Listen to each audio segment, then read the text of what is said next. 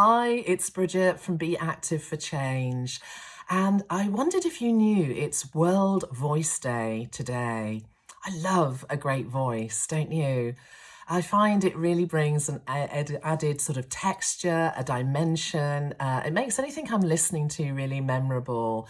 And I've got lots of favourite voices. I tend to listen to quite a lot of audio books, also listen to podcasts, and it's always really important for me to listen to the sample so that I know exactly what voice I'm going to have on my journey through a particular story. So many clients, many of my wellbeing clients tell me how they value my voice. It's always really lovely feedback to receive. And I've been very lucky in my corporate career working with managers and remote teams. It's again often something that I have as feedback, the clarity, the impact and the way that I can help them deliver messages to make it more meaningful to their team or maybe to the outside world. It's also true in the specialist cultural work that I do quite a lot of work with coaching, and there it's not just about the voice, it's about the non-verbal messages that we send. And I find that this last 12 months, like many business owners, most of my client work has been virtual on online meetings with Zoom. And that brings its own challenges. It can be quite draining on the energy. It can be quite draining on the voice.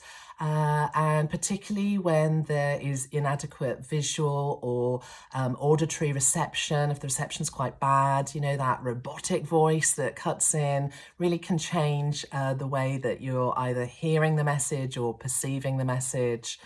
And also that increased effort when it's sort of two-dimensional rather than the three-dimensional. You don't really get that feeling for the non-verbal communications in quite the same way. So for me, one thing through this time has remained constant. It's vital that we look after our voices and, of course, our bodies in general and our well-being. And so prioritizing that, really important. And today, really delighted to see the BVA, that's the British Voice Association, on World Voice Day, offering a little free leaflet that you can download from their website. I'll put a link in the comments. And it's a way of helping you look after your voice. But what was fascinating for me were the things that they were calling out. So a little bit more movement, also total silence, just taking some time away through the day, maybe for a little bit of meditation, maybe for just a walk out in nature. And also some breathing exercises, something very close to my heart. I've got lots and lots of tips around breathing exercises, but this video is getting a little long now, so maybe I'll save those for a separate video and go through some of those with you. So back to the question though, before I end, that I asked right at the very beginning, what's your favourite distinctive voice? What is it about that distinctive voice that makes it really memorable for you?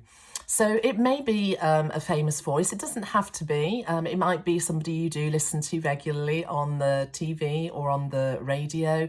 But it equally could be a friend or a colleague. It might be somebody you're working with now, or it might be somebody you've worked with in the past, and their voice still leaves a very distinctive, memorable, good, positive feeling for you. So let me know in the comments below. I'd love to see some of those.